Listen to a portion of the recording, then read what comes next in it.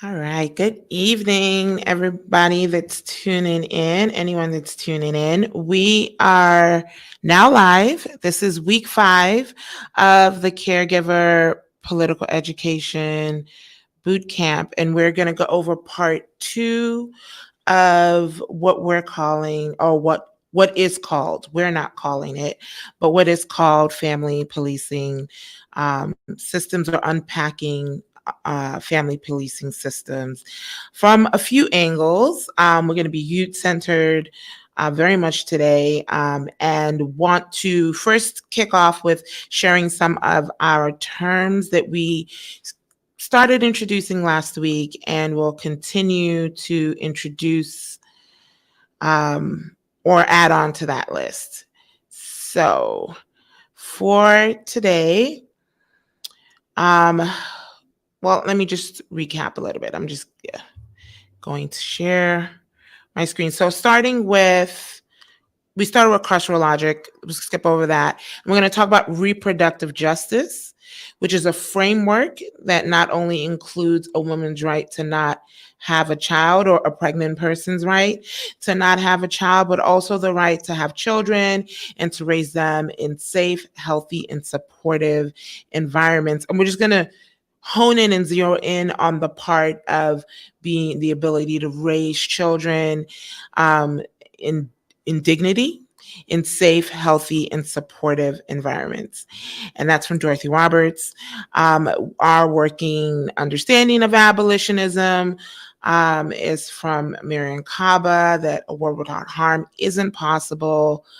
And abolition vision is more about this not disposing of people, and finding creative ways in which we deal with the aggressive adversarial court system, through an accountability system, or accountability systems that are not punitive but restorative in nature. So I'm not going to read the whole thing, just it's on video from the last session, so feel free, if you're on YouTube particularly, because that's where they're being archived, you can find those there.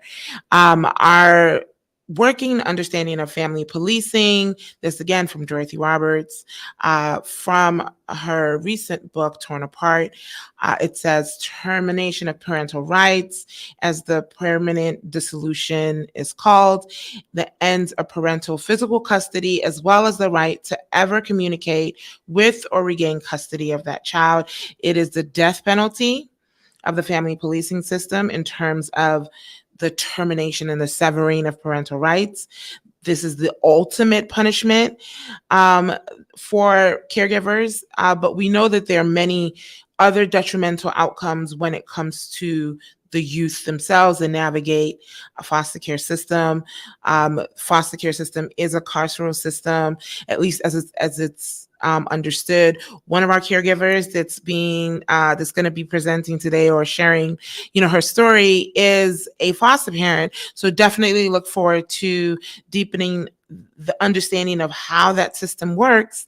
And, just note that our critique or criticism on family policing systems, we stand in solidarity with any abolitionist that is calling for the end for this, particularly from the upend movement, because that's where we've learned the most about family policing systems. But we know that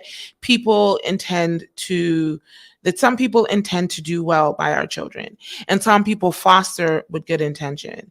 And fostering as somebody in the system is not somebody who creates the system of oppression that does create problems for our youth and their families, at least their biological families and their indigenous families. So much there to unpack, and we will unpack it as when we bring Linda up. And captive maternal is a new theme, that a new concept that we introduced this past Monday during our internal session. And this is from Joy James. Captive maternals are the most vulnerable to violence, war, poverty, police, and captivity, those whose very existence enables the possessive empires that claim and dispossess possess them. The value of life itself is skewed through anti-Blackness and captivity. Hence, captive maternals are fragmented through conflict, compromise, and betrayal. So we know that, I mean, what we talked about in our session internally was more about like just that statement that we are kind of inundated in conflict, compromise, and betrayal. And a lot of that is because we're in crisis, we're vulnerable, and those actions are typically external. So for those of us that are assuming the role of caregivers, assuming the role of birthing and parenting, in whatever capacities that we do so, if you're Black, brown, otherwise marginalized historically identities, captive, but particularly Black, in the spirit of which Joy James, political theorist, comes up with this concept. We're introducing this to also frame that when we talk about family separation being the worst consequence of the family policing systems, it captivates, it captures, it creates a deficit for people who are in those caregiving roles, and of course trauma with a ripple effect on the entire household. And just a little bit more on family policing systems. It's a little bit of a long one, so bear with me. This is from the Upend movement. Again, as I said, they are a movement that is an abolitionist movement framing the concept of family policing system, specifically looking at what is called the child welfare system, named more appropriately the family policing system, because that's what it is. And we here are trying to expand it to recognize that the system of family policing exists even beyond its worst consequence, which happens through child welfare or child removal as a consequence of child welfare. That we know that there are many ways that families are policed or surveilled, are separated, are impoverished, are abandoned and betrayed, as noted in the definition of captive maternal. And we'll talk about that today as well. So more on this today. In almost every way, the family policing system guarantees that such a world cannot exist. The research shows that Black families are more likely to experience a child protective services investigation and experience a greater chance of being investigated through their childhoods. Family policing is a normal part for more than half of Black children in some communities. The risk of Black families being swept into the family policing system begins at birth, begins before birth. As drug screening newborns is common practice that overwhelmingly impacts poor Black parents. Family policing agents control and regulate and monitor the behavior of families through mandatory services and family case plans. Black children are routinely separated from their families through foster care and adoption services funded by the state. Once Black families are in the foster system, the case follows them forever. New pregnancies are often reported to family policing agencies if families have had previous contact with system.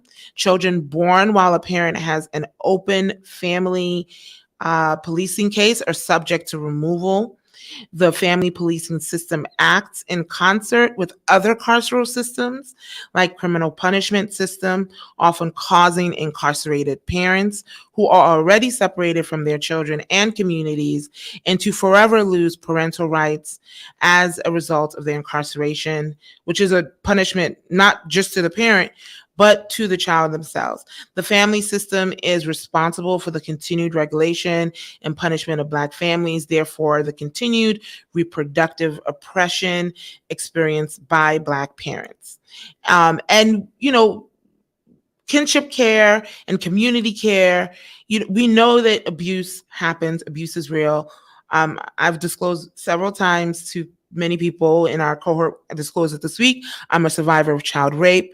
I don't think I would have benefited from being removed from my parents home, my caregivers home. I don't think that would have done any justice to me or the situation, especially because my parents did not know, like majority of parents tend to find out in a critical crisis moment. And the long-term disability that I have as a consequence of being a child rape survivor, I know would be exacerbated, would be worsened, would be probably much more pathological if I didn't have such strong ties to my identity with my family. And that even as we know that majority of cases that are going through family policing systems, particularly child welfare, are a consequence of poverty, right? Like critical cases like child rape and other abuses are in the minority in terms of what actually gets addressed by such systems. So, and we know that when we don't actually have other working systems, when the healthcare system doesn't work, when the education system doesn't work, when the housing system doesn't work, when the out of school time or community programming, community-based organizations aren't working, we have the problems that we experience. And that then falls in the lap of parents who are left to hold the bag and carry the blame for failures of the entire systems of uncaring, sometimes called the systems of care. So that's a lot of a lot. And I do want to add a couple of, we're gonna deepen a better understanding. This is what I found online. So, Sam and Keisha, please correct me if there is a better way to define youth organizing from a more radical abolitionist tradition. But this is some Harvard research defines youth organizing as a strategy that trains young people to engage in collective action to improve institutions in the communities that directly affect them.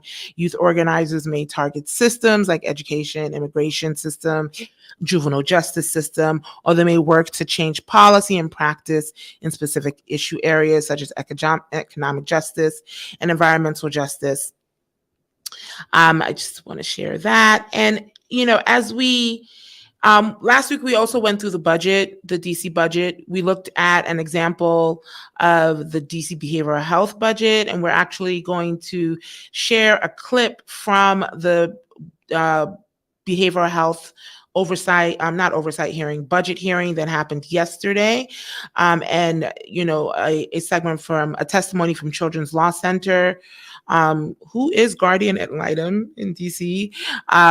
For those who know what that means, they basically act as guardians of children that are separated in schools, but we are strategic allies with them. We're also, working with any system that works with families and our youth and our children. So we are critical partners and we're critical allies because we know that they also are wanting to they offered a very good testimony, I believe, at the budget hearing, and we'll just listen to that and talk about it. So without much further ado, I've said a lot. I'm going to bring on Linda. Well, let me introduce Linda first. And Renee, is Renee here? Yes, Renee is here. So first, Linda Ote is a foster parent, also has some bio children of their own, is a mother of 4 and a grandmother of 3. However, is contracted to work with foster children. She is what they call a TIPP, a trauma-informed professional parent. Also works with homeless population, is an individual and peer family and recovery coach. And I'm really excited about that and to learn what your day-to-day is with that. And has been in maternal health field for over 20 years. So honored to have Linda here.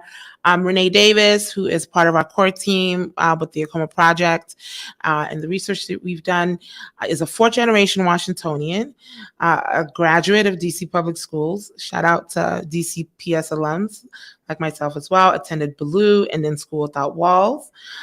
Is a legacy of having both environmental and healthcare justice in her background and fighting for the abilities of not just her children, but system wide. She's active with PAVE, Parents Amplifying Voices in Education, and just an all around amazing disability self advocate and caregiver advocate. So I'm going to bring on Linda and Renee. Hi, Renee, are you with us? I know Renee's having some connection issues. So, Renee, when you come on camera, I'm going to bring you back up. So, we're just going to start with Linda. Hi, Linda. Hi, how's it going? Good. I just saw, one comment saying it's a vicious cycle that affects all aspects of life. Yes, Londa, that is the truth about family policing systems. But before we get into dialogue and we bring in Nakisha and Sam, Sam Davis, I just want to get to know you a little bit. Oh, there's Renee. Get to know you. If you can just tell us a little bit about yourself outside of what I put up there, and tell us more about what you do. I want to know about, is it TIPP? Is it TIP? What is a professional parent? How you doing? A professional parent, we take training in well, many aspects of working with kids, but the main focus is trauma. We're getting a lot of children that's coming into care, you know, a little different back from 20 years ago. You know, you spoke briefly about your rape experience. I too am a incest survivor, but what we're seeing today, um, it's far beyond that. It's far beyond that. I've gotten 16-year-olds that were HIV positive, possibly may have babies or a baby by their supposedly dad. I've had a couple of girls, like that. The trauma is real. I started off working with boys. I can say that every young man that has been in my home has been sexually abused. Not one has gone untouched. And it saddens me. It saddens me. I have a 31-year-old son who, at the time, he was 13. I had a 13-year-old foster son who had a mentor. He said, let's pair up. I have a friend who's a mentor, graduated from Howard, has 2 master's degrees. We both can, they were good friends. We can take both boys out. I learned that when my son was 19, that this Howard University 2 master's degree exposed himself to my son at 13 years of age. You know, it's the things that are happening in our community that makes us uncomfortable to talk about, that we're not talking about. And like I said, the trauma is it's real. It's there were some things 20, 30 years ago, but today, and maybe because we didn't address it then, it's out of control. Well, I think it goes back a lot further than 20, 30 years ago, right? Like, I mean, I Yeah. think we're looking at hundreds of years that lead to these kinds of oppression. But I want to get, like, for you as somebody who fosters children, and has birthed children, can you say, like, what are your thoughts on family policing? What do you think we should do about some of the disparities and the hugely oppressive problems that sometimes come from the experiences of children with foster care? We know that children that go through foster care are more likely to end up in prison. We know that a lot of children in foster care are children with disabilities, which is partially how they even end up there, that disability becomes a knee jerk to referral to that system because you're already, surrounded with mandated reporting. And sometimes, families find it hard to raise our children, right? Like, or our people, like who we are. And so what are your thoughts on on just family policing? Why did you choose to foster? What has that experience been like? Well, I think they need to police the system because it has to change there. You know, our kids need therapy and it's not mandated. You know, if a police officer goes out and what they call is a good shoot, he shoots someone, it's mandated that he does therapy before he can return back to work. And however long that is, he has to do therapy while he's out for work. But a mother can beat her child with an extension cord, whatever goes on in that home, they will remove the kids. Now, the court will put some things in place, and therapy is one of them, but it's not mandated. And they'll tell her she won't get her children back until she goes to therapy. But and I've seen this. Now, this is not what I've heard. This is what I've seen. What they'll do is they'll go around that. She don't have to do therapy. They'll turn around some months later, 3 to 6 months, and tell her to take parenting class. They'll find other ways for her to work on getting her children back. But it's not mandated that she does therapy. And it's not mandated that our children do therapy. So a lot Mm. of us in our homes, we have cameras. Now, just today, I played the camera back. My teen mom took, and I've never seen this Wait, before. does the state pay for you for the cameras in the home? No, this is No, something you did for yourself. Okay. do for myself. I played it back 10 minutes. She has two children, a 1 year and a 2 year old. I know what's going on with her. She's been edgy, relationship issues. She's been real edgy. She took 10 minutes to cuss this 2 year old out. So I recorded it, but it's recording itself. But I took two of the videos and I sent it to her in a text. And I made it clear to her. I said, I don't your children should be your priorities. I don't know what's going on with you. But I wanted her to see those videos. And I said, I have a third one. She hasn't responded back. That's okay. Because I know she's trying to get her story and her head together by the time she comes in tonight. But it's up to me to tell her to get in touch with her therapist. She got till next week, ASAP, to get in touch with her therapist and get the ball rolling. See, if it wasn't for that, she got a therapist. And I've been to court with her many of times. I've said to the judge, she needs to be doing therapy. But what they say is we can't make them. They have all these kids have so many rights, but yet they can't take care of themselves. Now, my children, if I saw something was wrong, I would get therapy. That's what I think any parent would do. We would get therapy. We would get some form of help. But I can't make these children do therapy. Well, now I'm in a position with her that either CPS or therapy. And I know with this child particularly, she's afraid of getting her children taken. So that's my leverage to say, I need you to get into therapy because they're making plans for her to leave. And she gets out there on her own. She is going to get her children taken. She's going to get her children taken. Never have I seen this in my home. I got about 6 cameras in my home. And she took 10 minutes to cuss this 2 year old out. Cuss her out as if they were the same age.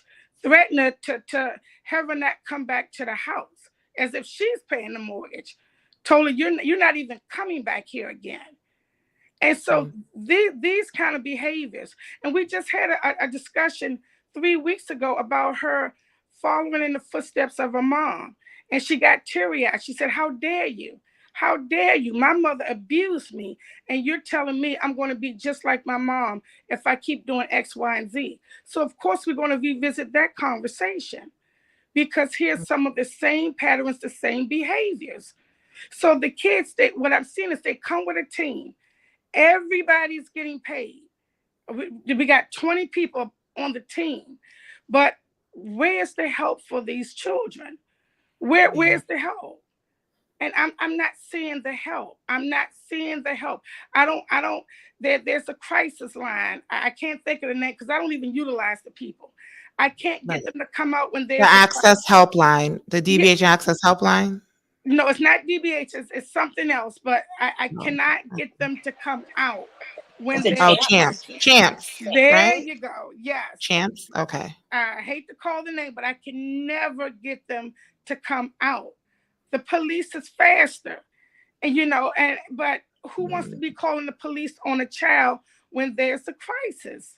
So it's a lot of things wrong with the system. So when I say the system need to be policed, we need to find out what's going on in a system that is so broken. yeah. And it's not just social worker folks, because they're so overworked. They don't have the answers either. We're all working together to try to figure this thing out. I've had a child. Yeah. Yeah, no, Joyce McMillan will say, like, instead of having mandated reporting, we should have mandated supporting. I don't know if therapy is effective if it's happening under duress, right? Like, if your therapist is supposed to be healing you, and they got to report to the judge every time you say something to them. I mean, there's so many issues, and you said a lot that's so heavy, and the cycle of removal is real, and the mental health issues that we're facing are real. I do have one more question for you, and then we're gonna Mhm. turn to Renee and try and connect. And you'll stay on. We want to learn a lot more about your experience when we bring on a Police Free Schools Coalition partners here. So my other question is, so we're focusing on school-based mental health. We're looking at the school environment and what it has to do to potentially, hopefully, help to become a place where our children can get support that kind of branches out into the community, and for wraparound services and all of that. What do you think about, I know you also shared some things on Monday, and only if you want to talk about them here right now, but what have your experiences told you, both fostering and with your other children, that around getting mental health at schools, right? And what causes the traumas, right? Because it's not as if schools are not also environments where traumas are inflicted on Mhm. our young people, right? But what's it look like for you to support a young person trying to get behavioral health support in schools? Is there a difference with getting help as a foster parent versus getting help as a bio parent? It's no different. It's still it's a fight. It's a fight. And let me just say, so I don't, before I lose my train of thought, even with therapy with the children, I've done therapy with the kids with the therapist. So I really don't know about them reporting things, but as a tip parent, we are allowed and can participate in therapy and hold that child's hand. I'm willing to do it with the child. I'm willing to do it with the parent. So that's what makes tip parents very unique. We're willing to come in, and so it's not just say, here, put this child in therapy and leave them on their own, but willing to do that and divulge about myself as well. Whatever I got to do to better assist that child and that parent. But now going back to the school, it's the same fight, because a lot of teachers are not trained to deal with kids with an IEP. Most schools with children with IEPs, they're just housing them. They're just housing them. I've had kids that will FaceTime me, and they're doing, TikToks or dancing, on, as they're FaceTiming me. And I'm like, oh, aren't you supposed to be doing work? Does the teacher know that you're doing this or you're doing that? They're just housing them. So the really good schools, affordable schools, if you have the money, and then if they are free, there are schools that most of us have never heard of, or in in areas that are predominantly white, and they tell us that our children are out of zone to go to those schools. So and not to say that they're bad teachers, they're good teachers, but there's some where, like I said, these schools for children who have IEPs, no, that there could be more training. Do you think students without IEPs get any better help than students with IEPs? I do. I do. And I think when parents are more involved, I've had teachers tell me that when my children were young, that if you show your face, they're going to take more time with your child than they would with a parent who's less involved. Okay. Gotcha. Well, thank you. Thank you so much for sharing your thoughts. I want to, Renee, you've been here before. I mean, we're in this together, right? A long time. And, very grateful to have you here, Linda. Your perspective is extremely important, and your partnership to figuring out how we actually create healing practices of caring for children and families, and caregivers that need extra support without necessarily, without punishment, not necessarily without punishment, period, to restore, um, where restoration can make happen. So Renee, um, you had quite the week this week, right? And Yeah, I just wanted you to kind of, you're part of our Coma project team. We've been at this, trying to understand, talking to so many families, being involved in so many different kinds of avenues where we can talk and understand school mental health and what's going on there, and carceral logic and carceral processes. Yet when you're faced with a crisis, right? What is that moment like? Can you go into what happened, what you observed, where it happened? Just want to give you the floor to share that experience. well, just in brief, I don't know if you can hear me very well because of the background, but um, I had within 24 hours, I experienced all of the stages of the multi-tiered support, which also ended up in me trying to access mental health supports in a local emergency room. And as soon as my young person presented themselves at the local emergency room, they saw that she was in distress. They saw that she had her knee had a bruise on it. Her jeans were ripped. They had several police. They had several security guards approach her because as a nonverbal person in distress, she definitely presented in an agitated state. But when we entered the facility, they said, well, as I entered the facility, and I could see that she was in distress, and I could see that they had a whole community of staff and police officers and security at the emergency room surrounding her. I said, hey, well, she's in distress and she's autistic.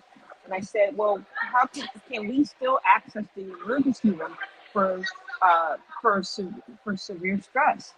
And they said, well, I'm sorry, I'm sorry, but because your young person has already turned 18, our emergency room now has a policy that they do not see 18 and above, i.e., like quote unquote adults, unquote, in their Right. in their This is Children's Hospital, and this is right? a children's hospital emergency room. And because she had a ripped knee as part of, and during her distress, she self-injured, she self-harmed during her episode. So her knee was visibly bleeding and torn and torn jeans and things. They looked at, we can only treat her knee, but we cannot treat her as her mental distress. And it was just mind blowing because over the next of course, going to any emergency room is already traumatic. And going to the emergency room and trying to seek um, extreme, emergency tier services for your young person, you don't expect to be turned away. You don't expect to be told, well, what is the legal? So we asked them, well, where can an 18-year-old who is not, who although legally may be an adult, but they may have other issues. I mean, how can you turn away an 18-year-old at a children's national or children's emergency room? And the alternatives are only the adult system, the so-called, well, we can arrange medical transport in an ambulance from children's to another local hospital. I'm like, another local hospital's emergency room, even if they are able to handle psychiatric, why, why would I want an 18-year-old in that environment with adults? You know, the emergency room is where police take their jailed suspects. If a young person or a person is injured during a criminal case, they're going to be in the emergency room. If the person, there's nowhere you can go from 18 and up. Mm. except for a criminalized justice system. Or, and then even, but because my kid did have it, my team did have a knee injury, they said, well, okay, we're going to sit here and treat the knee. And I said, well, you can attempt to treat the knee, but if you can't calm her down, if we can't get mental health supports in an emergency room on an emergency rooms basis, you know, how long is it going to take before we can fully treat even the physical element that she had, which was the busted up knee, you know? So Did you get any medical help for mental health that evening? she had to be secluded, sedated, and sedated, and it took a team of multiple people to do that. And although they used sedation to calm her down, that was the extent of the services that they could provide as an 18-year-old. And that was at children's or at the adult? At children, no, at children's. Right. And didn't you say like when you guys went, like when the potential to transfer to another hospital came up, they asked if she was on birth control? Why did they do that? Well, here's the thing. They didn't ask they didn't ask if she was on birth control in that same language. I told them that one of the prescribed one of the only prescriptions they were able to get from her pediatrician prior to her turning 18 was, well, you could try to use birth control as a way of stabilizing mood swings and mood-based disorders, and true enough, Mm. true enough that it's part of her it's part of her medical package of things that were offered and prescribed to her, as a way of quote controlling her behavior. And I said, but that was the context of that. I said, well, Oh, okay.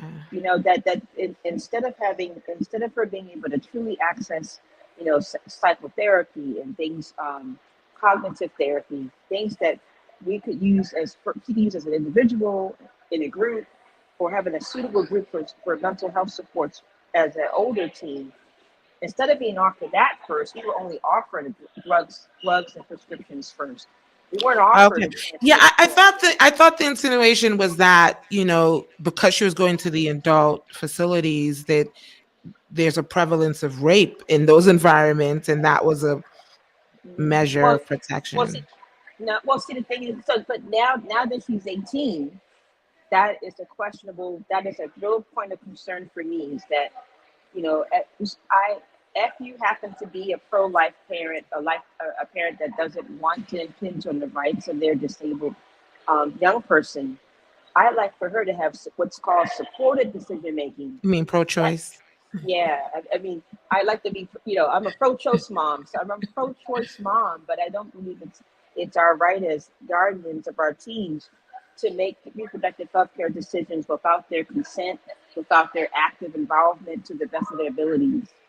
So for me, you know, that the to be offered a prescription for that for the purposes of stabilizing mood-based disorders. I mean, yeah, it can be used that way, but man, that for me, that was a heavy lift. And so I like to have, We, I'm really just talking about that with other moms and women with mental health slash intellectual disability or autism, because who makes that choice, and I wish the system could offer other forms of intervention besides drugs, whether yeah, it's, and when we did the reproductive justice rally last August, it also came to our attention, which is a shock to me, that it's still legal in DC to sterilize um birthing people with disabilities. And yeah, that oh yeah. seems like the start of a slippery slope, right? When you say, okay, can you impose this? Can you impose that? If it's not their self-determined choice, right? To control the birth process, where do they come in on that? Where does your child, or and now an adult, get to have an autonomous decision around that, even with the risk of being raped in the places that they're supposed to heal them? Last question for you, Renee. Okay. So I think you mentioned, like, there were other young people there and they were being brought Oh, by the police. Can you yes. explain more about what you Well, here's observed? okay. Well, yeah.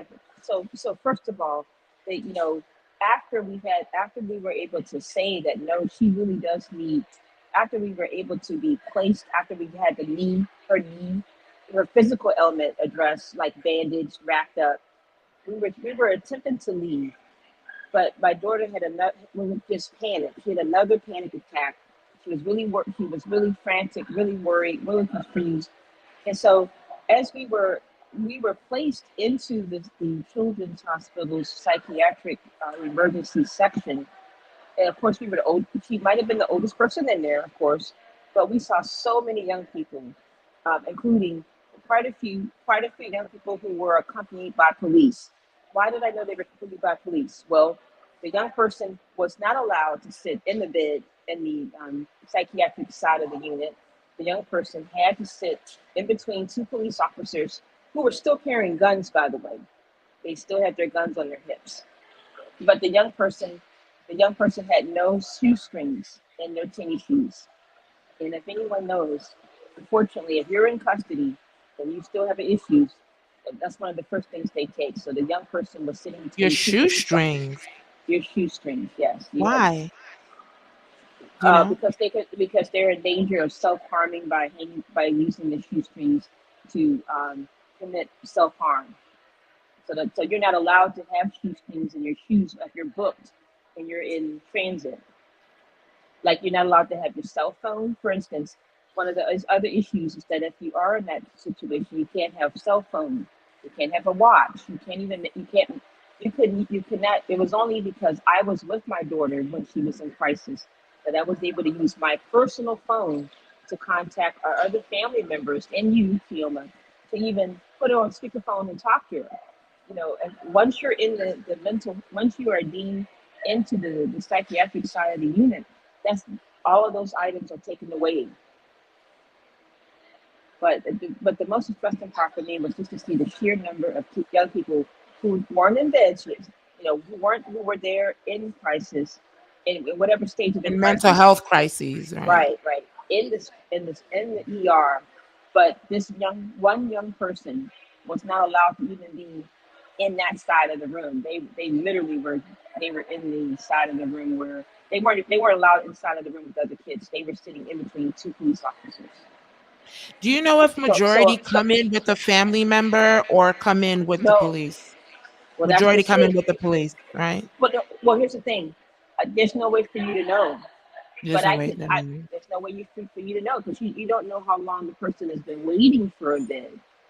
I mean, they're just in the holding area. If there's, if there is a pass through once you wait in the holding area and you're not stabilized. Well, their treatment plan could include being when a bed opens up upstairs in Children's National, you can be placed in the bed and be admitted and through that mechanism, but you have no way of knowing when you walk in how many people are there with parents, how many people are there without parents. But if you're there, you don't know.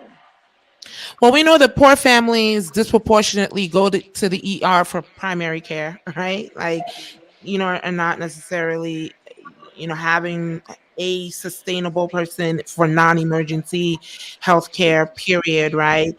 And Right. mental health, having a brother who had to go through several mental health crises, it's shocking to me how unwell those environments are. They are Hmm. not rehabilitative in any way. They strip you of your clothes, you're roped down, you're stripped of dignity, and you're referred to as a person without dignity. That's even not accounting for the police presence. That's from the medical Hmm. Well, see, workers that are there. so so it was so. I mean, I saw so many cops in the ER during our time there. I saw so many police officers with guns, mind you, because they were there sitting At around, they were there children. escorting. Yep, in the ER at Children's. And I know that some of them were, although there were quite a few who were not actively escorting patients or people, but it was just a constant reminder that it was not. It just felt. For instance, my daughter once the crisis was over, and we were just trying to talk the best we could about what happened, and she said, "I want police-free hospitals." Is what she said, and I was like, "Wow, Alexa, really?" She said, "Yeah." She was very hyper aware that even in crisis, she was aware of her rights, and she said to me, and she said in a context of a discussion we were having about the experience, man, not just police free schools, but police free hospitals. And I'm gonna just Yeah, yeah. police free healthcare, period, right? In the home, Uh, anywhere else. mm, Whoa.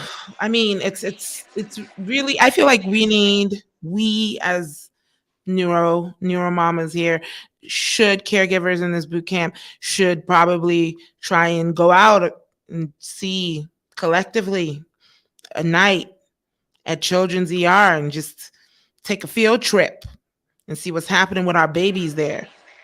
what was no? Here's that was the mom talking, but as a person who's been involved with this, uh, with the issue of how do you get school based mental health, it really scares me. It's like, well, what when you don't have school-based mental health, or when your child is in crisis, who would the school call?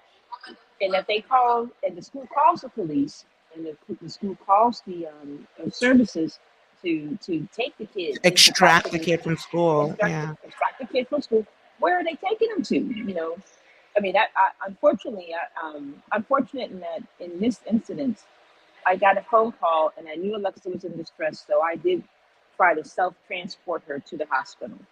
But if you're getting a phone call and you're saying that these other tiers of support of support are not working for your kid, and your kid is at school, who makes that choice as to where that kid is going to get services? And there's nothing to say that when you arrive and you present yourself at that emergency room, whether you will actually get treated, whether there is a bed to attend to get to, whether there's even a provider that will see your kid post in the aftermath of your emergency. Is there a provider or a community-based care providers that can see your kid after your trauma? And And do you know what happens in terms of, this is my last question, and I want to bring in police free schools. yeah. But do you know what happens in terms of like you bringing in your child yourself? What's Mhm. your interaction with social workers there? Are you referred to a CFSA? Is CFSA present? Oh, Like, what's that? Do you know what that's about, well, or what that I, dynamic is like? Do you know, Linda, what happens at the ER in terms of that? I, Um, no, I can't answer that. You mean when a child is being arrested? No, so see, a parent brings their child in, they're having a psychiatric crisis. Is the parent getting any kind of support that is not blaming the parent? Like, what's the interaction with the social worker on site at the hospital? Are you no, reported, you know what it is? It's not the social worker on site. It is for me. My or the interaction. nurse? Nurses are No, mandated reporters too. no. Yeah. My experience just recently was just that the I've experienced multiple admissions to ER, and and it all boils down to who's the attending doctor, the attending staff that day. You may not ever see a social worker. You may not ever get that level of services Right. from the hospital until after the Mhm. kiddo is admitted and placed in a bed and has been there for an extended period of time. Usually the goal when you enter through the emergency room is to be calmed down and sent back home. They rarely offer you. There's a lot of factors. There's a lot of judgment that goes into what staff happens to be there that night, that day, and what is the capacity at that moment. And some of it is, I feel, my experience has been that if I hadn't been with my kid when they got out of the emergency rooms, I'm sorry, if I hadn't been with my kid when the ambulance had shown up and ridden with them, I think they would have had a totally different experience interacting with the staff, because they were still in full conflict at the time. I don't know. I hope I'm presenting that well, but I just Yeah. feel like it's so loaded. As soon as you present, from the security guard at the door that day, from the intake people, it's all subjective, and it's really loaded as to how you present, even within crisis, how you present to the staff. Did you show up with a parent? Did you show up with a police officer? All of those subjective things can influence whether or not you actually get placed in the bed, you actually get your support needs met through the ER or not. And then definitely the follow-up care. What follow-up care is offered depends on that too. All right. It's a lot. I'm very sorry that you had to experience that. Um, when I think of what causes breakdowns in families, what causes um, the traumas that lead to what people would call negligence, right? Or, negligent behavior. It's really a judgment call, right? There's no real scientific measure, right? And it's usually culturally inaccurate, observed by a non-cultural participant in whatever oppressed culture that you come from, and they're judging you externally. I wonder, well, let me save my inquiries for our police free school partners here. So I'm going to bring on Nikisha. Sam, when you come on camera, I'm going to bring you back on. I'm going to bring you on as well. Oh, there you are. So we're going to bring on Nikisha Winston, Sam Davis. Let's just expand the dialogue here. I just want you guys to self-introduce. One, I know and love. First of all, let me just say this about Sam Davis. And then I'll talk about Nikisha. Like, when I posted on Twitter, irate, distressed, and completely disillusioned and disempowered that they had called the police on my son. I couldn't believe my 6-year-old son for not wearing a mask. And the least I could do was post. One of the first people that reached out was Sam. And she's like, what we gonna do? And made real good. And, shout out to Makia Green as well, Harriet's Wildest Dream. So between Black Swan Academy, Harriet's Wildest Dream, we got a bus, right? We made a demonstration at Aussie. We really, that level, I mean, outside of just joining hands as a community, the emotional, not feeling alone in that moment was extremely critical. And I'm forever grateful, right, to Black Swan for just literally surrounding. They came in like Voltron, like superheroes, right? And just really, really stood up for Jedi. And so I know, you're the real deal out here, really seeing community suffering and coming to our attention. And Nikisha, we've been in the trenches with DCPS. We're on the parent cabinet, now ousted Anton Wilson. Much love to Anton Wilson out there in the world, wherever you are, whatever you're doing. But that it was a hot moment to be on the parent cabinet, right? A lot of controversy, and really grateful for all the work you do in supporting our families and communities from your service as a lawyer, as a community lawyer. So I'm really grateful for both of you to be here. I'm going to give you the floor to self-introduce. Anything you want to add more about your journeys? I see you got your baby in your hand. Welcome to the world, little person. Yeah, Chioma, I appreciate the introduction so much. Hey y'all, I'm Samantha or Sam. I use she they pronouns with Black Swan Academy.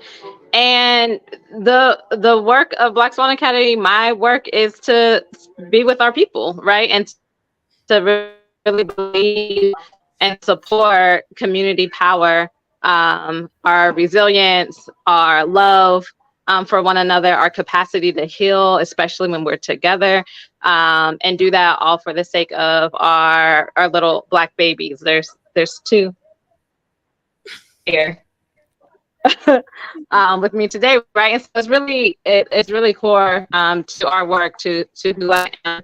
And I believe in what we're trying to do through Police Free Schools is when we invest in that love, when we invest in caring adults who can pour into our young people, then that's how we thrive. And that's how we create a world. That's how we create schools. That's how we create hospitals. Shout out to the Police Free Schools, not police-free schools, but also police-free hospitals, right? We had to invest, we had to pour into our people, and address the very real systemic failures that are causing harm to the most marginalized among us. So yeah, that's who we are. And I'll wait for the conversation to say more. Thank you. So I'm Nikisha Winston. I have been in DC for the past 20 years.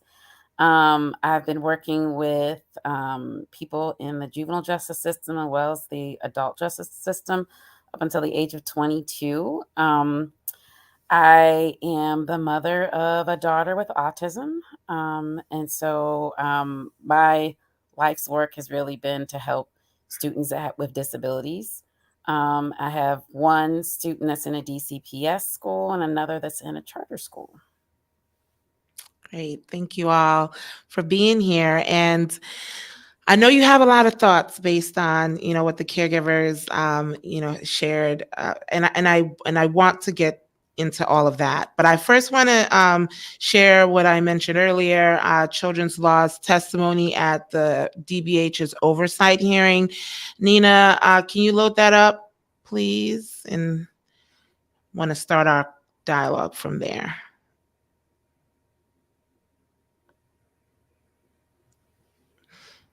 Did you find it, Nina, or should I share it? There we go.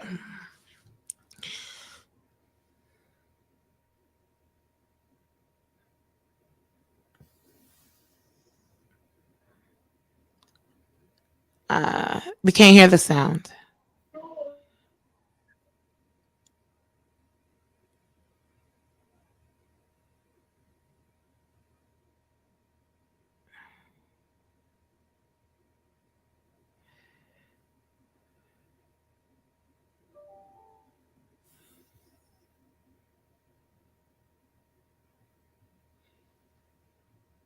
Is it me? Can anyone hear the sound? No, we can't hear. Yeah, Nina, we can't hear it.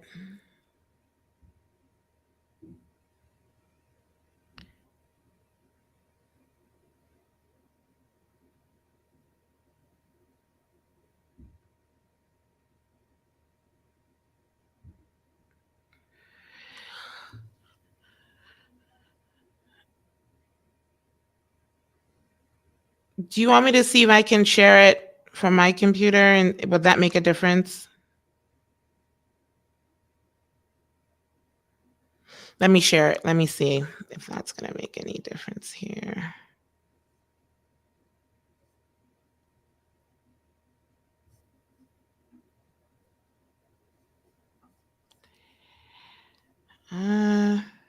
Keep in mind that this was before the pandemic. Did you hear that?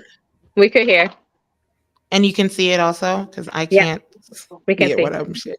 This access data that we received from DBH highlights that only 200. Oh, it's the testimony after this, but it's the testimony after this. But the timer makes it hard to go back and forth. Between 16 and 24 experiencing homelessness received services from DBH. It is unknown whether this data is aggregated by unaccompanied versus accompanied youth. Youth experiencing homelessness and youth homelessness service providers are experiencing and expressing serious challenges accessing mental health and services, and the data from DBH supports the unmet need. To improve access to mental health support for youth experiencing homelessness, we are requesting the council to, number one, restore the $2 million that was cut from DBH's budget to provide outreach to homeless individuals in the district. In addition to allocating $1.7 million in funding to establish a traveling mental health unit to meet youth where they physically congregate. An allocation of $1.7 million will allow DBH to hire 10 provisionally licensed social workers, 2 independently licensed social workers to supervise, and 1 consulting psychiatrist to prescribe and monitor medication on an as-needed basis. Accessing services would transition youth into DBH community services for long-term support and address youth trauma, substance abuse, medication management, all of which will decrease the likelihood of sustained or future homelessness. Recognizing that the children, youth, and families served by the public behavioral health system of the district are primarily individuals of color, improving our system as a matter of equity. Improved access to behavioral health services is proven to be transformative for children and families and can boost the long-term overall health and productivity of communities as evidenced by workforce outcomes and reduced crime rates. Thank you for your time and consideration, and I will be happy to answer any questions. Thank you, Rachel. Amber? Hello, good afternoon, councilperson and members of the committee. My name is Amber Reiki. I'm testifying on behalf of Children's Law Center. Our more than 100 staff work with DC children and families, community partners, and pro bono attorneys toward a future where every child can grow up with a strong foundation of family health and education and live in a world free from poverty, trauma, racism, and other forms of oppression. Children's Law Center is co-chair of the Strengthening Families Through Behavioral Health Coalition and a member of the Fair Budget Coalition. Thank you for the opportunity to testify regarding the proposed FY24 budget for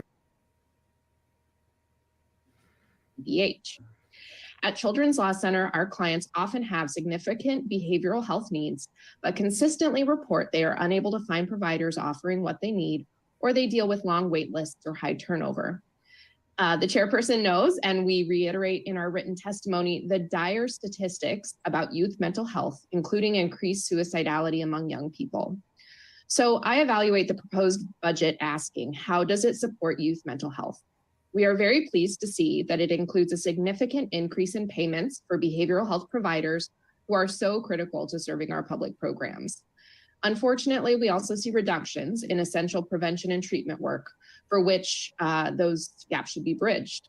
Better support district-wide efforts to address the youth mental health crisis. We ask the committee to 1, maintain stable funding for school-based behavioral health expansion, which will require a $5.7 million enhancement to the proposed budget, and 2, restore the apparent $655,000 cut to Healthy Futures.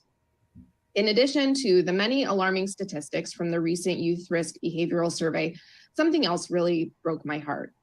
Only 31% of DC middle schoolers and 21% of high schoolers said they would likely talk to their parent or another adult family member about their feelings. And less than 2/3 of students said there is a teacher or other adult in their school they can talk to if they have a problem. We fear that the budget reductions we see will undercut the number of caring professionals to deliver tailored interventions and listen to children and teens at a time when public health data urges us to do the opposite. The school-based behavioral health expansion program offers DC students a lifeline in a time of immense need, embedding care where they spend most of their time and giving schools a whole new avenue for improving well-being, building skills and emotional regulation, and delivering individual therapeutic services. It removes many burdens and barriers to treatment and creates the potential for lasting care relationships with CBOs. The program is still developing and evaluation and cost studies are underway. Schools are also still building their systems for referrals, as we've heard. Numbers are increasing, but many clinicians haven't reached their service capacity yet.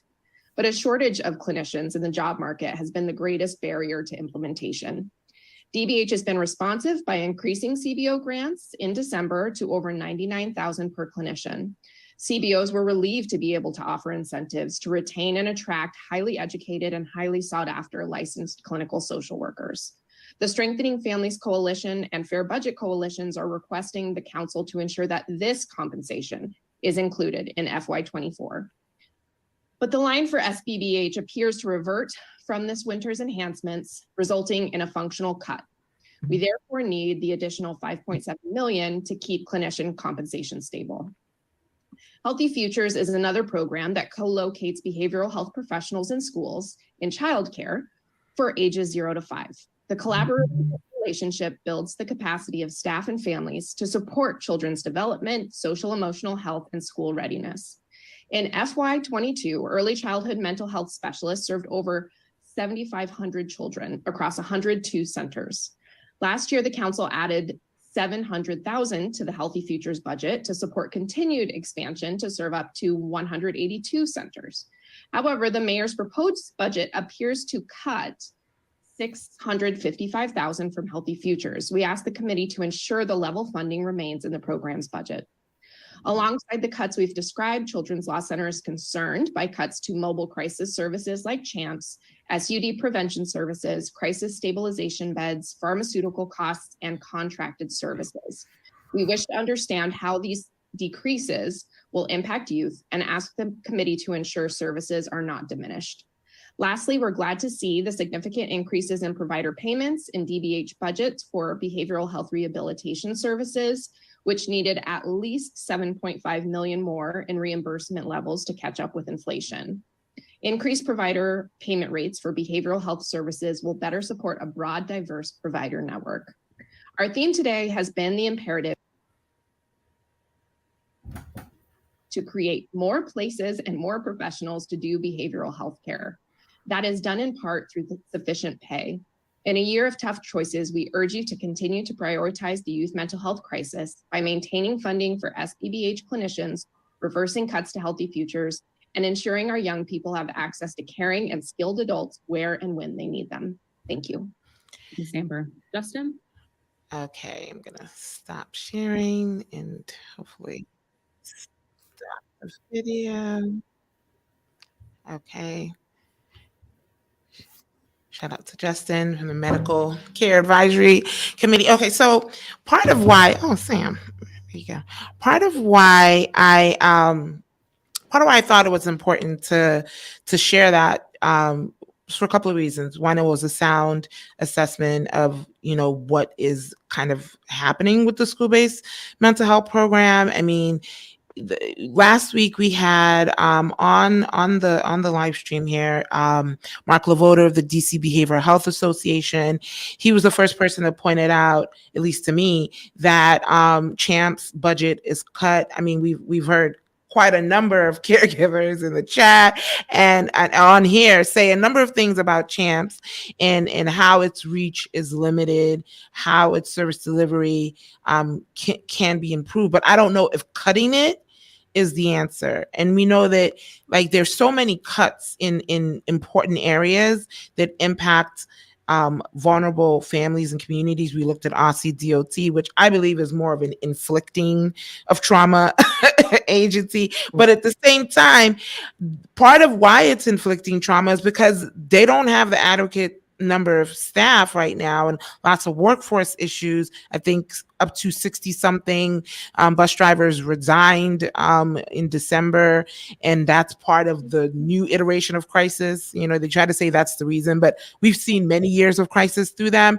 But instead of saying, okay, let's keep that money allotted to this division, apparently the mayor has proposed to remove all those positions where they're not even going to be able to be fundable ever again, at least in this capacity. So I don't really understand those moves. And it looks like, particularly with this program with school-based mental health, that same logic is still applying there. And so when we're talking about carceral logic, I look at not just the punishments that are knee-jerk, right? Bad person sent to police, bad person sent to the psychiatric ward, bad person, you deserve, bad person, bad victim, you deserve whatever you get for being so bad, right?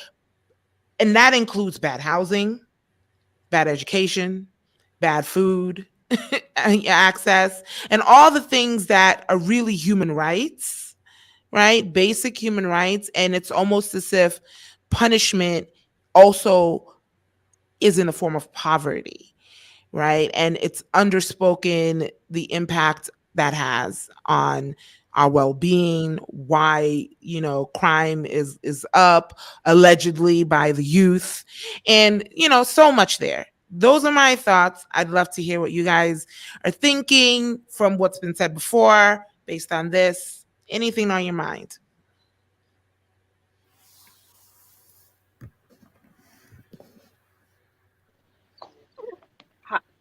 Excuse me, I wanted to say that sometimes the cruelty is the point. I feel like the systematic stripping of our services that were things that were just trying to be a stopgap to our issues. I just feel like the whole idea of stripping those services away it just seems to emphasize that just being cruel. The cruelty is the point of the whole point of the system. Sometimes, it's like in South Africa during the apartheid system, they used to call it Bantu education.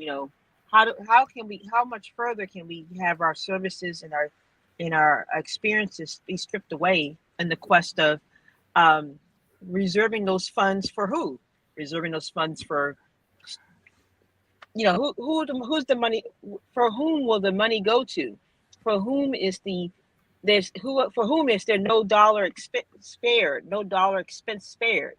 It's all about whose life under our system is deemed as being more valuable. But that's just me commenting. so I'm gonna hold for other comments. Yeah, thank you. Yeah, I agree 100%. It feels, and I think this budget, at least the mayor's proposed budget, is a reflection of carceral logic, right? It relies or has this praxis that if we can police our way out of social inequities, and the way to do that, to make sure that we're investing in police, is to divest in the communities and or those systems who are benefiting those communities. And so we see that in DBH, we see that in DCPS, we see that with the emergency rental assistance programs, like all of these programs and support systems that are intended, granted, I will acknowledge, far from superior, far from making sure that they're operating in the most efficient way. And still, it reflects a historical divestment in Black communities. And instead, a continuation of investment in those carceral systems that do nothing but further cause harm and police or put a Band-Aid on those social issues that are happening. It's all good. I'm very concerned about the decrease in CHAMPS. I actually have had, like I said, I have a daughter with autism, and I've had experience with CHAMPS. It actually was a positive experience. And I feel like I wish services like that would get more money, because it allows families to be able to deal with the crisis within their home without having to go to an emergency room. I've also had the experience with Children's Hospital, actually, in their psychiatric ward, personally myself as well. But I feel like, it should be places like CHAMP, they should be given more money, because they should be able to go into schools when schools are having issues, as opposed to calling the police. When it is actual mental health crisis, we need to send mental health clinicians into the schools as opposed to police. And so that is concerning. When they do point out why they claim there's a need for police in schools, if these kids got the services earlier, there wouldn't be any sort of need for anyone to go into the schools. And so I'm really concerned that they are taking the things that would actually help to make sure these behaviors don't reoccur, because police only arrest, they don't actually treat. And that's, schools should be places of learning where people learn how to do behaviors that won't cause them to get in trouble in the future. And, that's not the mindset. The mindset is to punish, not to teach. And that's all schools should be, is a place to teach and learn. Yeah. So Lakeisha, particularly like your work as a lawyer I love to know like what your caseload looks like and what kind of cases like you look at. My suspicion is that by the time, it gets to the court system, even with the youth, right? Like that is, I'm an early interventionist. I feel that early intervention can even do better at articulating an abolitionist framework, because I think it is abolitionist politic, right? Like to do prevention and early intervention. So part of like, from my vantage point, looking at family policing, it is always delayed action. And I look at the court system as a belated intervention and a very, very cruel joke for anyone who actually wants to rehabilitate. But that's my cynical view. I just want to, get your perspective, what you see, how you connect the dots. So I'm a special education attorney. So all of my clients have juvenile or adult cases. And they also have disabilities. And, when reading through school records or evaluations, I'm always thinking how this kid was failed, how someone could have provided services and they wouldn't have ended up as my client in the first place.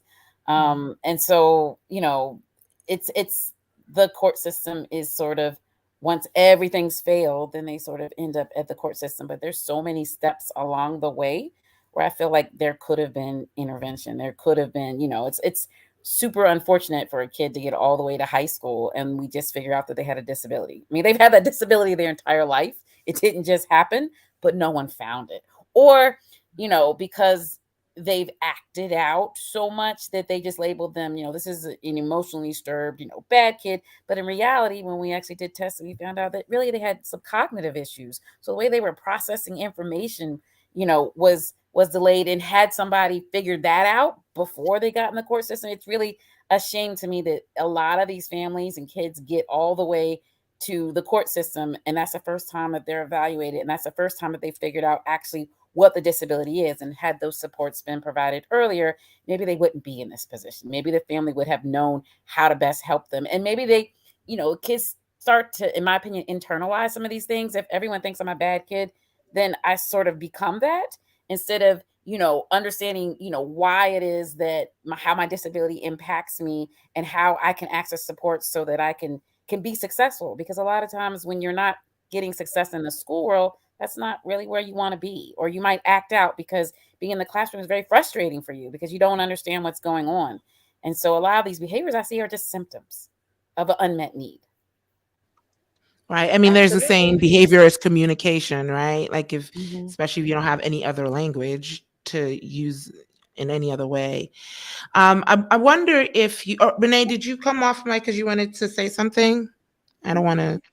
Oh yes, I just want to say that even as I too am early intervention was key to my story as well with my two young people. I have two folks that are affected by autism spectrum, and we are a completely neurodivergent family. But what one of the interesting things that's happening as older young people, one is at 18 already, the other one is at late early teens, is that the environments become less and less safe when you have the children who have so many different pathways to intervention. So you could have one kid in one group that was at had early intervention services, is progressing, but because of the label of special education, the label that you get in the school environment, you'll be in the same classroom as someone that got diagnosed 2 months ago. And the behavior, and yet they're both supposed to have some equity even within the special education classroom, despite the fact that they have drastically different levels of coping skills, strategies.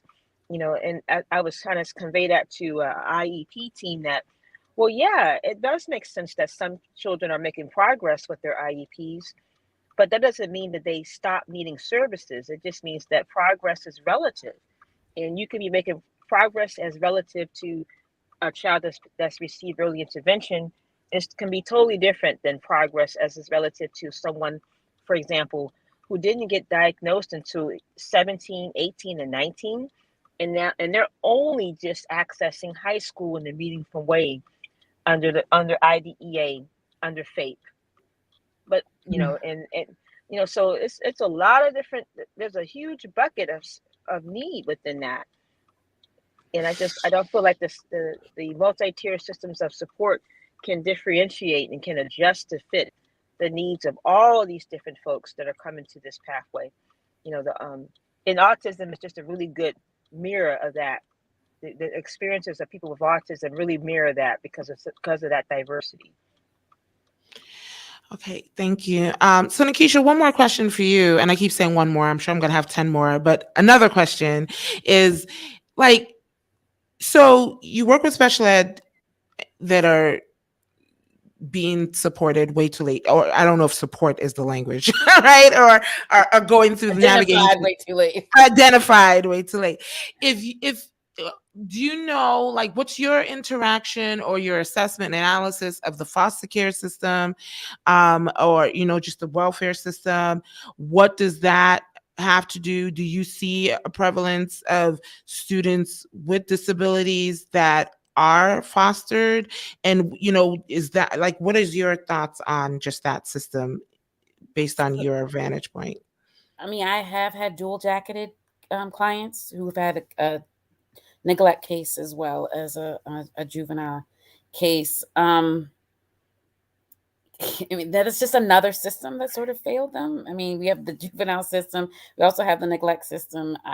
Another thing that I see that's harmful, I think, is that once they get in the juvenile system, then the neglect system wants to wash their hands of them and is basically like, oh, well, the juvenile system can take care of them. But, oftentimes the trauma and everything surrounding them isn't just the child. The services aren't just for the child. I mean, their whole community and needs sort of assistance in order for them to be successful. I mean, I see, a lot of kids who, may go off to a residential treatment facility and do extremely well in this super highly structured environment. And then when they come back into the community, they sort of fall apart. And so I feel like if everyone sort of had a better understanding that you can't just treat the child, but you have to treat everyone who comes in contact with the child, because, I see these kids just doing amazingly well. And then when they come back, it all falls apart. And like, even in the juvenile system, we do have these therapeutic foster homes.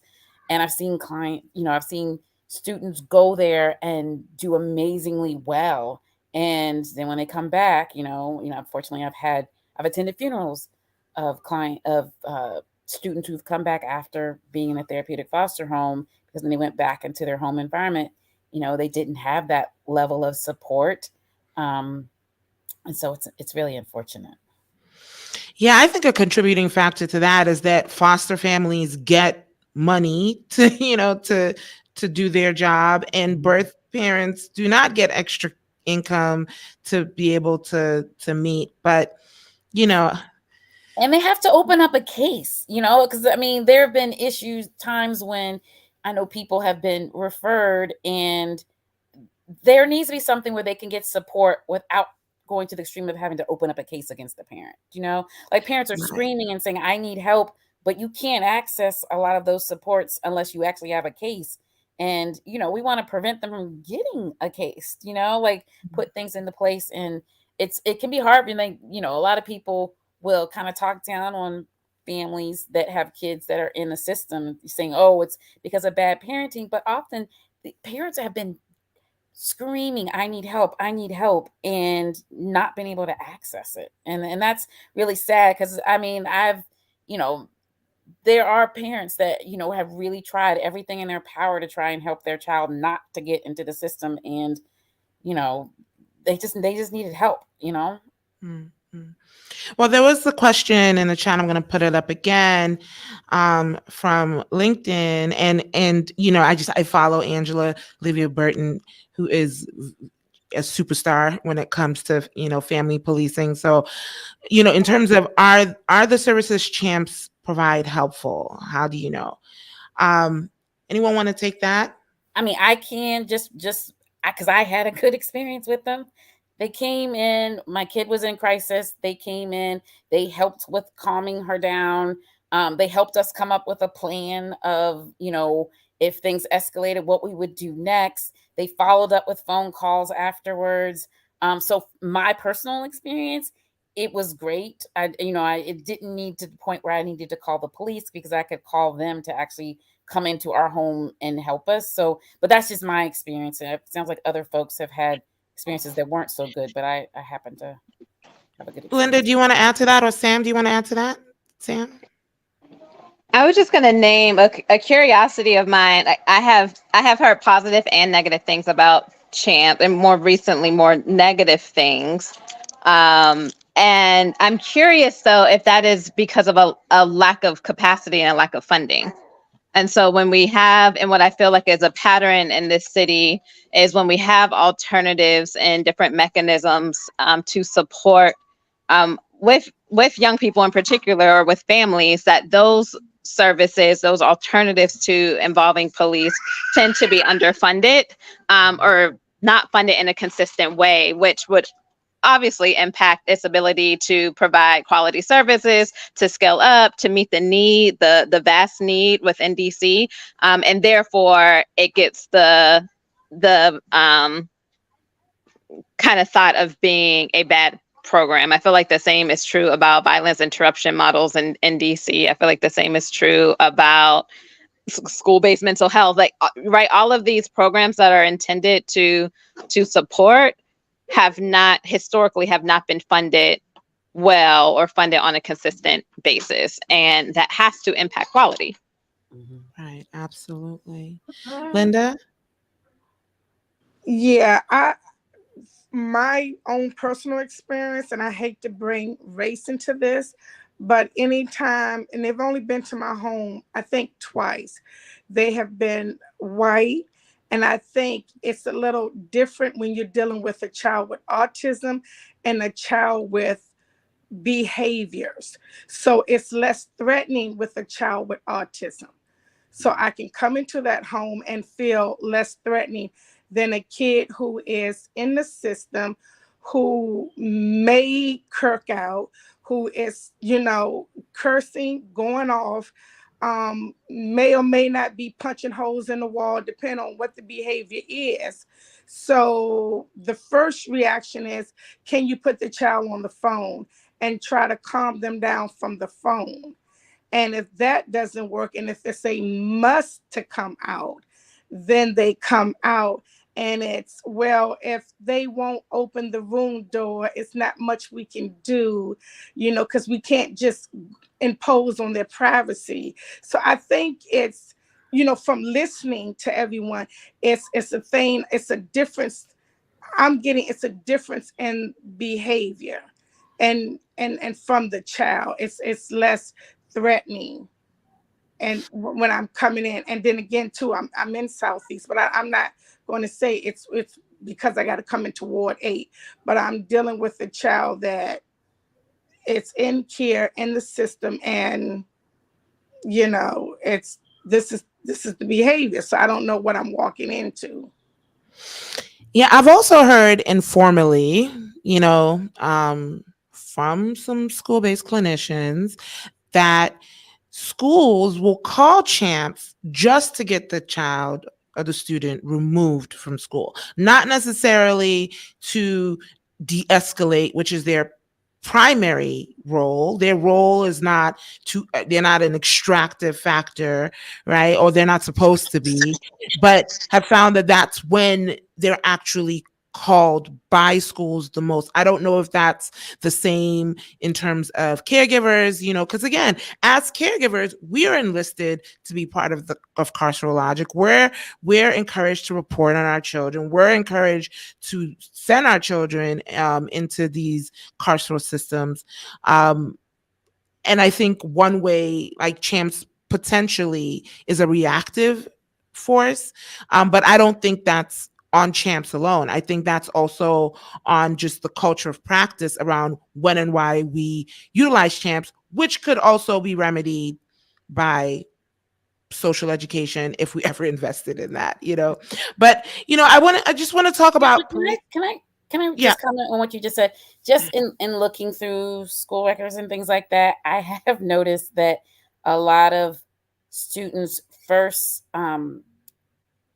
psychiatric institutionalization, be it at PIW or be it at Children's, was an incident at school where the school called champs, and that's how they ended up at either Children's or PIW.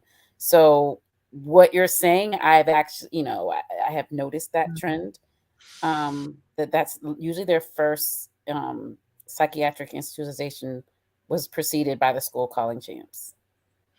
So, they got to cut that out.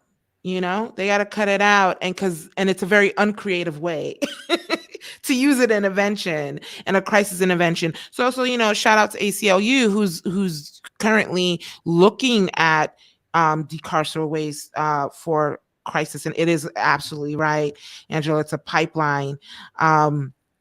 It's absolutely right that is literally the pipe. Like they drive you through the pipe, and that's how you get to your next carceral destination. But couple more thoughts, and hopefully you'll indulge in going a few minutes over here. So you got those babies in your hands, Sam, right? And one of the things that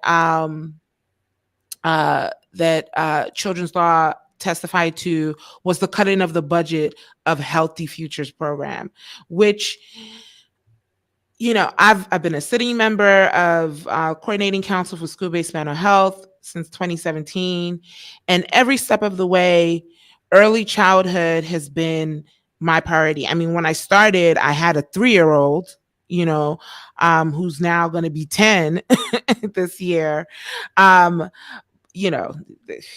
Time flies, so watch out, Sam, right? Like blink and they're 18. But 18 on Saturday. Exactly. Wow. Congratulations. Aries season. Yay, Aries season. Right. So considering that, the role of Healthy Futures program, if you don't know, is they are the early intervention arm of, or one of the early childhood. They are the premier now. They used to be a small grant that's gone away that had more features to it, but now you have Healthy Futures program under DBH that is their early intervention feature. However, for all the years I've been on the coordinating council, Healthy Futures or early childhood period has just never been talked about.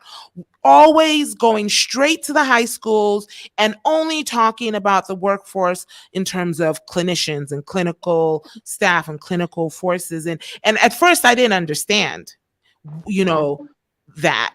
But as the years have gone by, I've gotten more cynical in my knowledge and also expansive in my knowledge. And from Black Swan's perspective, and now that you're looking at a baby who's going to grow into your demographic, right? How do you now see, or how, I don't know how you ever saw before. So there's, no, I'm not insinuating that you saw it any differently, but how are you transformed in terms of if the programs aren't available for the pregnant people, the infant, the toddler, the lower elementary school student, and then sometime in middle school, all of a sudden when they're not cute anymore, so-called not cute anymore, and they're acting out isn't just this little tantrum thing that they're doing, even though we know they do handcuff little Black children.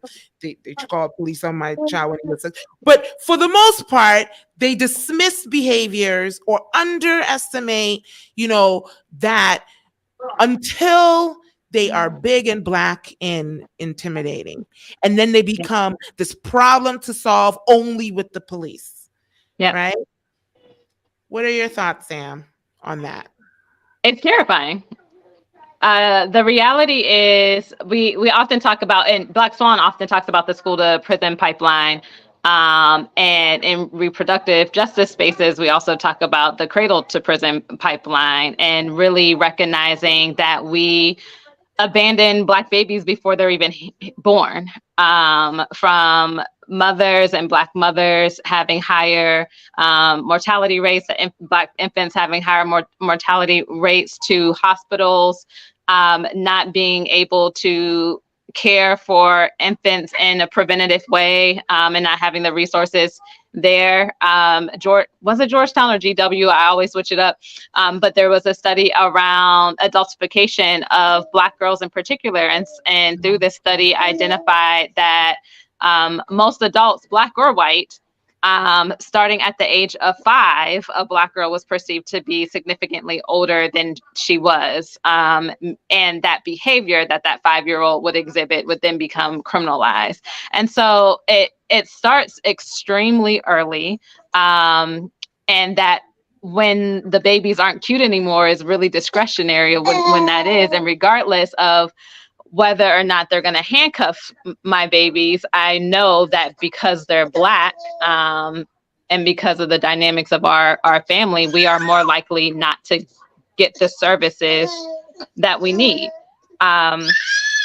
That is a reality in the city. That is a reality in this country. And I do believe that those interventions in all aspects of society, not just when it comes to mental health, but recognizing housing is health, recognizing that food is health, right? Recognizing all of these things are connected, and all of those things impact how young people are receiving and learning about the world and how they need to show up in the world in order to best protect themselves, and to protect their families. So yeah, it starts before the babies are even here. And the city started to, I'm thinking like birth to 3, there started to be some initiatives that were getting some traction and being well funded, or funded, I should say, maybe not well funded, and being funded. And so seeing the cuts even this year, with the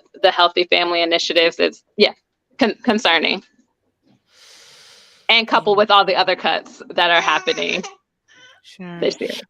Any other thoughts on early childhood connection through the pipelines from anyone else? I want to add this.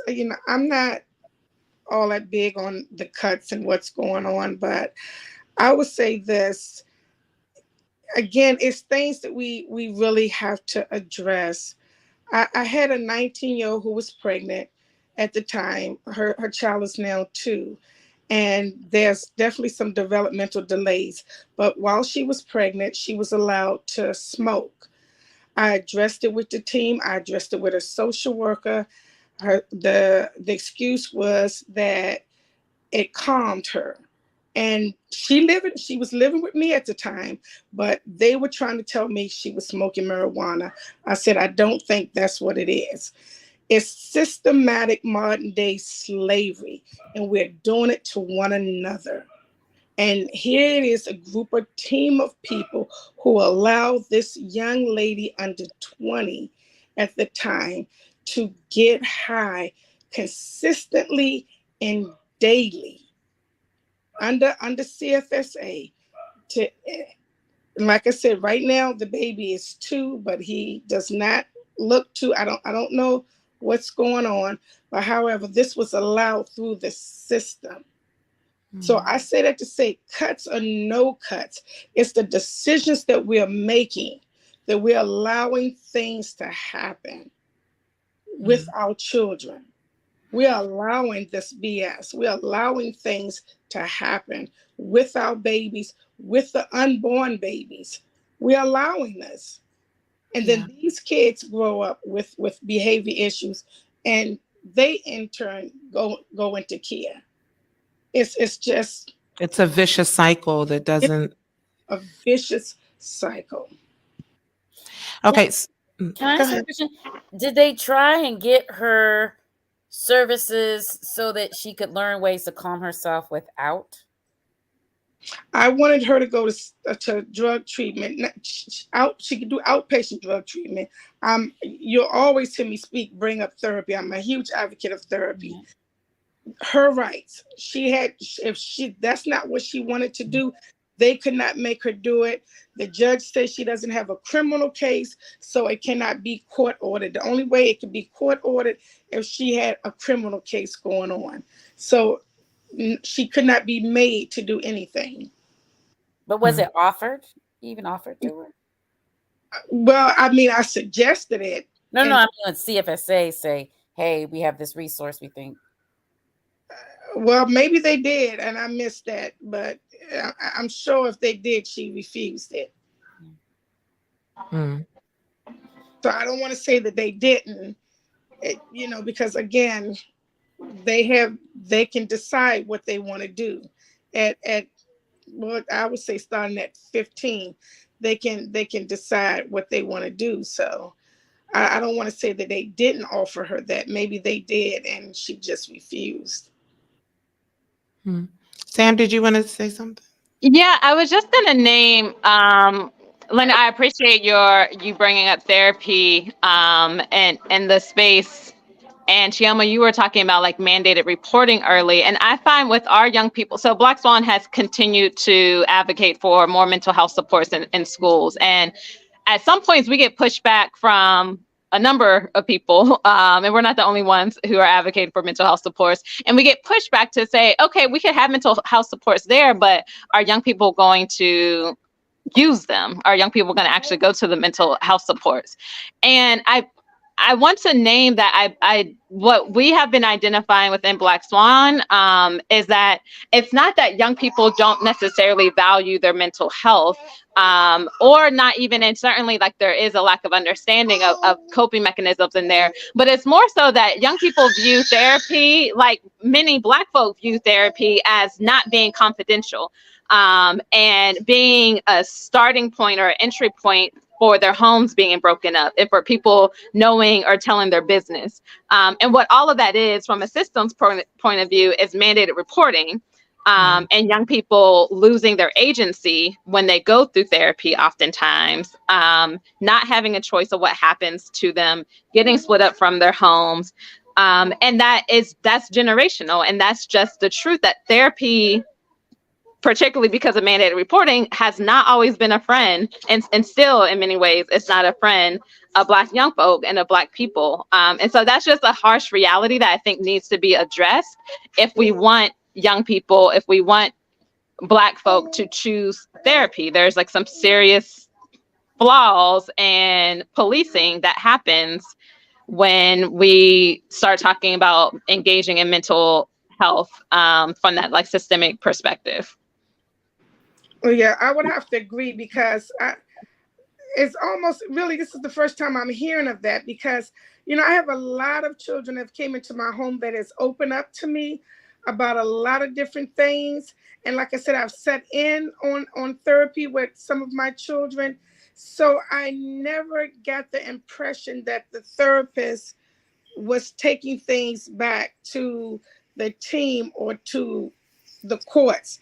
But if that is what's going on, it definitely needs to change. I always thought that it was a stigma, a stigma of how I'm going to be looked at, how I'm going to be viewed, when doing therapy. I just never thought that it was, what's going to happen if they found out, and I can certainly understand it if they found out that,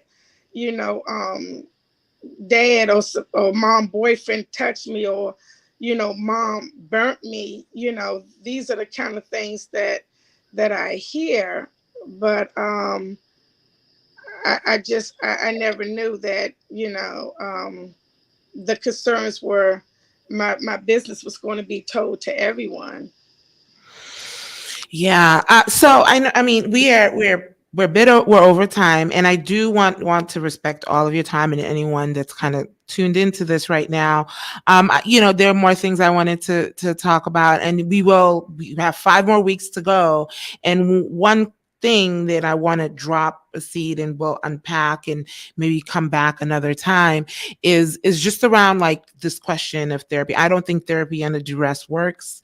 I am a proponent of therapy. I have a wonderful therapist, a Black therapist, but it doesn't work for everybody, and it certainly doesn't work when under duress. And that's part of why in the Acoma Project report, we, when we launch it in May, we do look at the peer support system. And it seems like everyone's talking about funding the system from the clinician point only, without unpacking the power dynamics that mandated reporting, and anyone that is a clinical worker is a mandated reporter, unfortunately, right? But that power, the politics of therapy is not always great for oppressed people. But so much more. Sam, I want to give you the floor, to kind of close us out here. And I mean, maybe everyone take a turn to say last things, but I did want you to particularly talk about the new legislation that Black Swan is working on, that I just signed on, and I'm sorry, please charge it to my brain, not my love, the name of that law and what it's about. Yeah, so Black Swan Academy in coalition with a number of organizations, young people.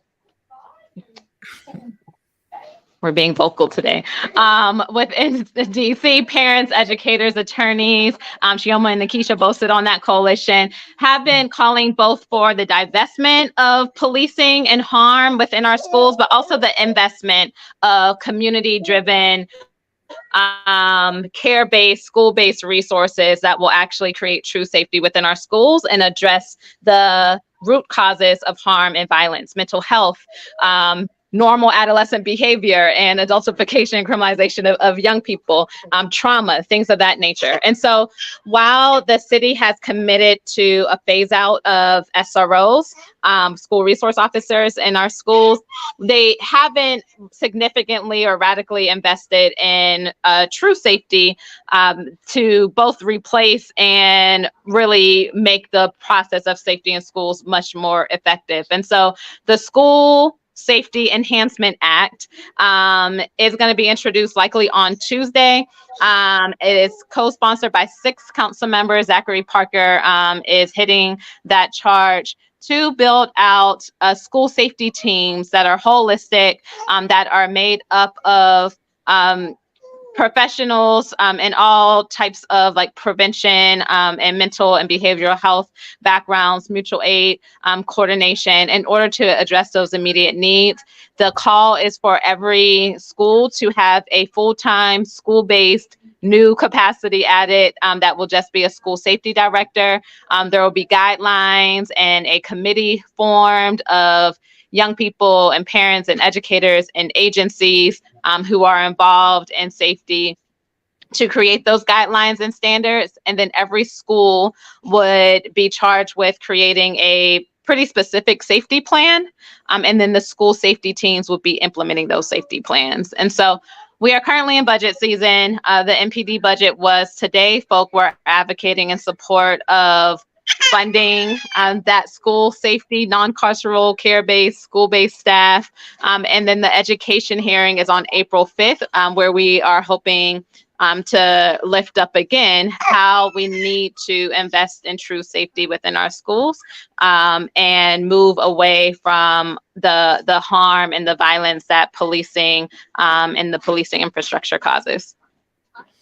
Very excited to watch what happens with this, not just at the passing of the law, but the implementing. Yeah.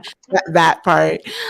So yeah, can we just go around and everyone just give your last thoughts, for now, hopefully we'll convene again. But Nikisha, do you want to go? And then we go Linda, Renee, and call it a night. Actually, I had a thought about what you were bringing up about therapy, particularly for kids with disabilities. Talk therapy always doesn't work. And it looks like, a lot of the funding and things go to traditional sort of talk therapy. And I just would hope that there are different modalities that meet kids where they are, instead of just what they traditionally offer. Yeah, agreed, 100%. Thank you. Linda, or Renee, go ahead, Renee, and then we'll end with Linda.